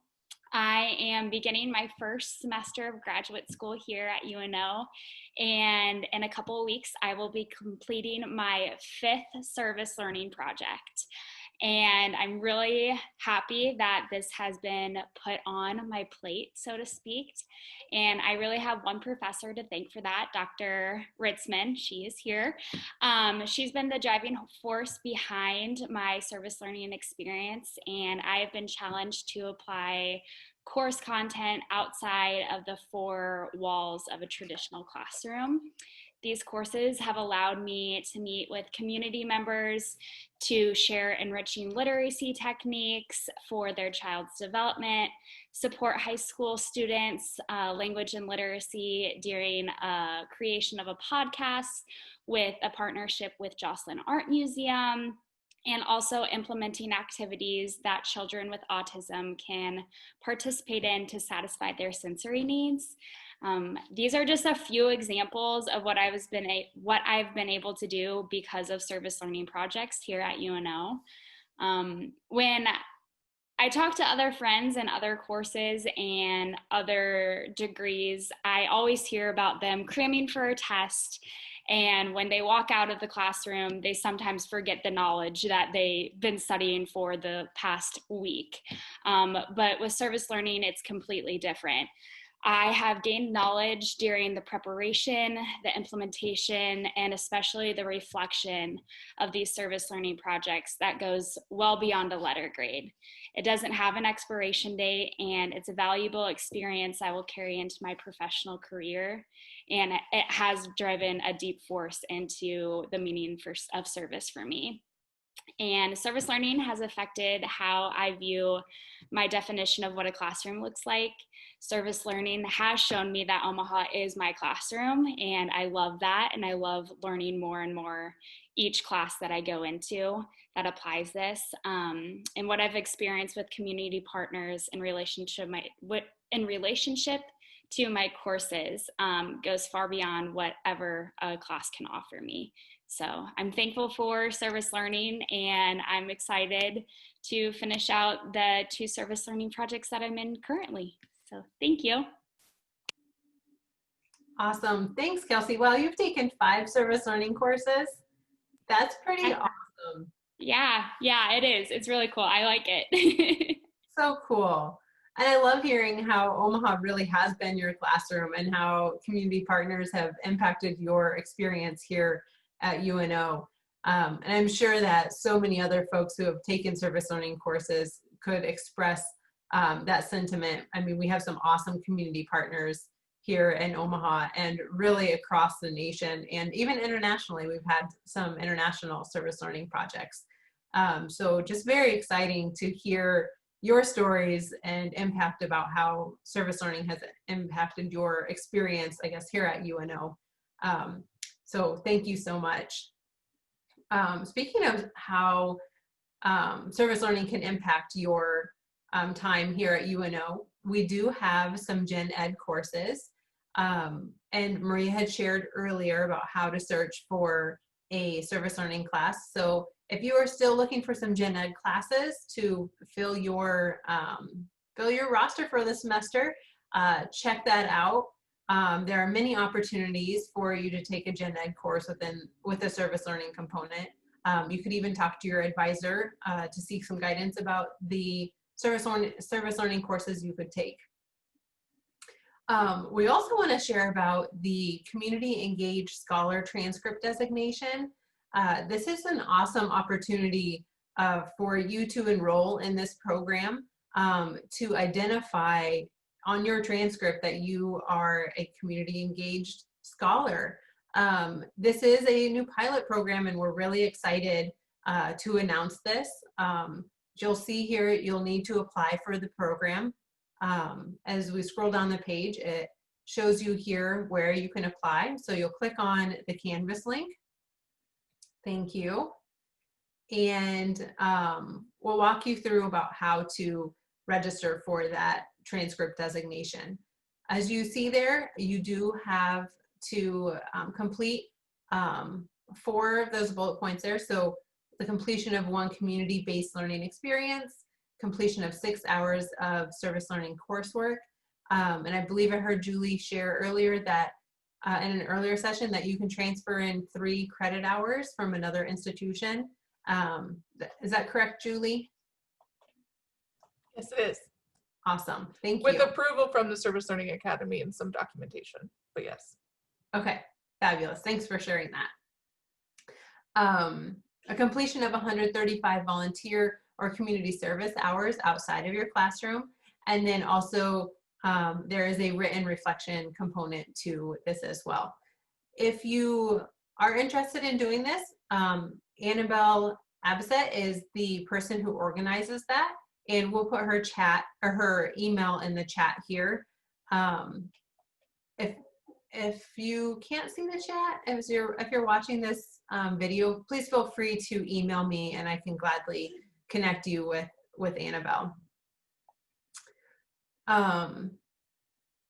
Next, we have an opportunity for you to connect with ACDC for resume support. If you have taken a service learning class or are prepared to, we want to make sure that that is reflected on your resume so that you can talk about it when you're out on interviews. I had a conversation once with a man from UP who does some hiring, and he was also very excited to see when students put on their resume that they have service learning experience. So connect with ACDC if you have any questions about how to reflect service learning on your resume. And then this coming spring, so in February 17th and 18th, we'll be hosting a research symposium.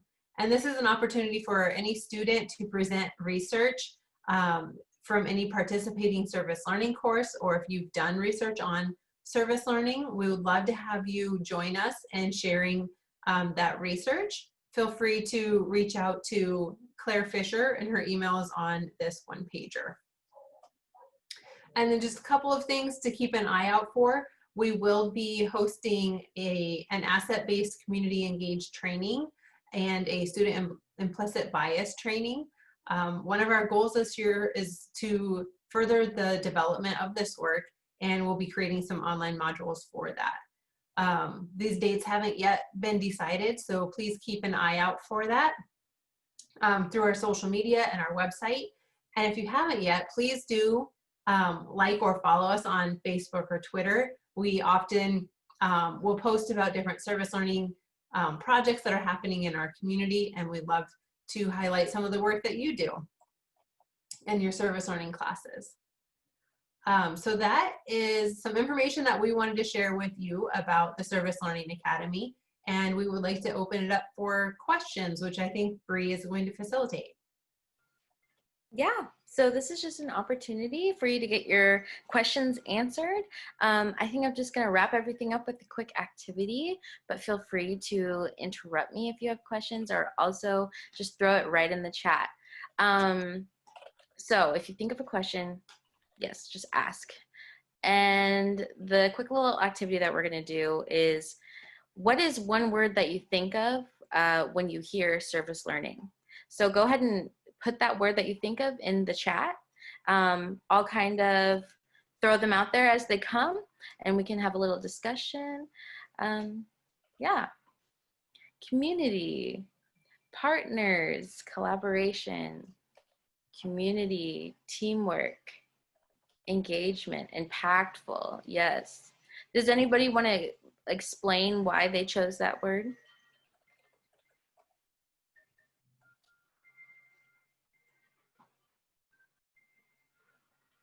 Well, we know why Kelsey chose impactful because it's pretty much changed her life. So yeah, I'd say my word that I have is definitely community whenever I think of service learning, just because of how integrated UNO in general is into the Omaha community, and how the Service Learning Academy just kind of facilitates that. Because yeah, Omaha is really our classroom. I love how you said that, Kelsey, because it's very true.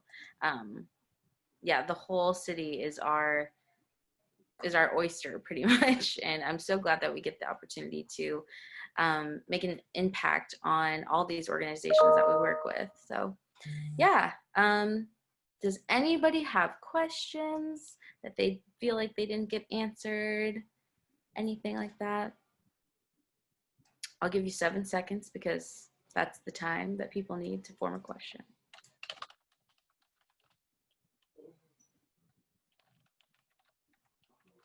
Okay. Yeah, so I think that's all. Feel free to reach out to the Service Learning Academy if you have questions. Everybody's contact information should be on their little pictures. So yeah, I think that's all. Awesome. Thank you, Bree, for facilitating that and for everyone's answers. We are just so thankful for you joining us today, and thankful for you joining us in the future if you watch this video. We look forward to working with you and encourage you to take a service learning class. Thank you, everyone.